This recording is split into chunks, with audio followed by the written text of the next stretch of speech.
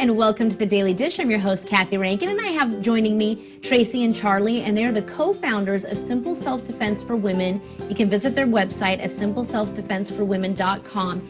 And you guys really have a great niche telling people, women especially, how to protect themselves and their children.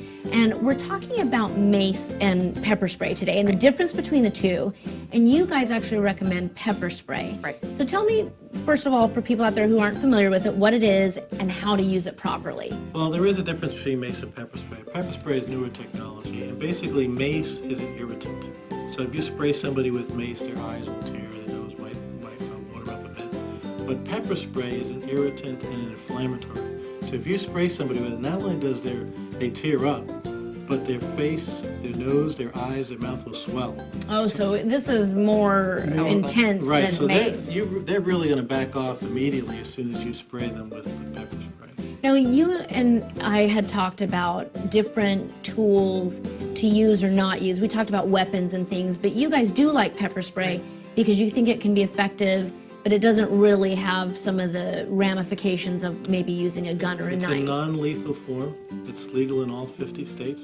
It's very cost-effective to purchase it, and it's extremely effective. And if you spray the wrong person, you can offer them some water and apologize. And, once a bullet leaves the chamber, you can't apologize. Right. Pepper spray you can wash out. What is the distance that you should have between you and somebody who's trying to get at you before you spray?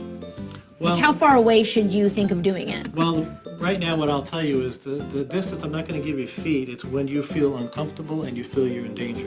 But the pepper spray will shoot between 10 and 12 feet away, so that's pretty a good. That's a pretty good distance. distance. Yeah. And you had said in a previous episode, when you start to feel uncomfortable, listen to that instinct. Absolutely. Put your hand up so that they know you don't want them to approach, and then if they're still coming, Absolutely. this is a Pepper great spray. option. Absolutely. Right. And even just point that pepper spray at somebody is very intimidating. You blinked a little bit. Yeah, we held it up before, and Yeah, you're it like, makes you think twice. Yep. So let's show the viewers at home. This is actually in a case, obviously. It can come out, and it's empty. We would never have a live one on TV here, so we don't hurt anybody.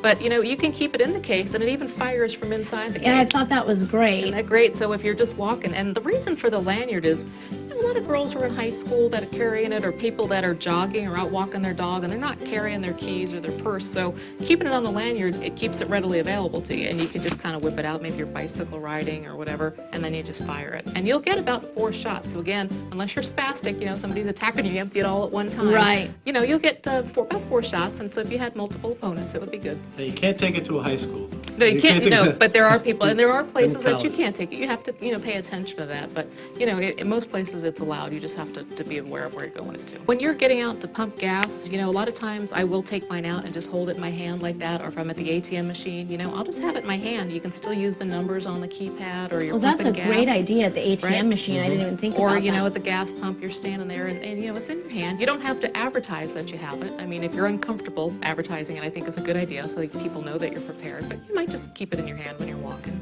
Well, I think this would give people a lot of confidence because you know that you have that space between you and somebody coming towards you where you have time to do something, Right. knowing that you have something like this. I think women are afraid of engaging. Right. And the other thing too, it is legal in all 50 states. And you can take it on the plane, but you have to pack it in your luggage. Inside your luggage. You can't Okay, take so it you can't take it on board with Right, you. but you can correct. pack it. And it's 1 pepper spray per luggage. Now, do you have to inform the airport that you've got it with you? No, you just can pack it in it on. luggage, but no more than 1 per luggage. Okay, and then you guys actually sell this on your website, correct? Absolutely. Yeah, so again, you can go to the website, which is simpleselfdefenseforwomen.com. Again, great information. Thank you guys so much for joining us, and we're going to have more stuff to cover with you, some other topics in a next episode of The Daily Dish. We'll see you guys then.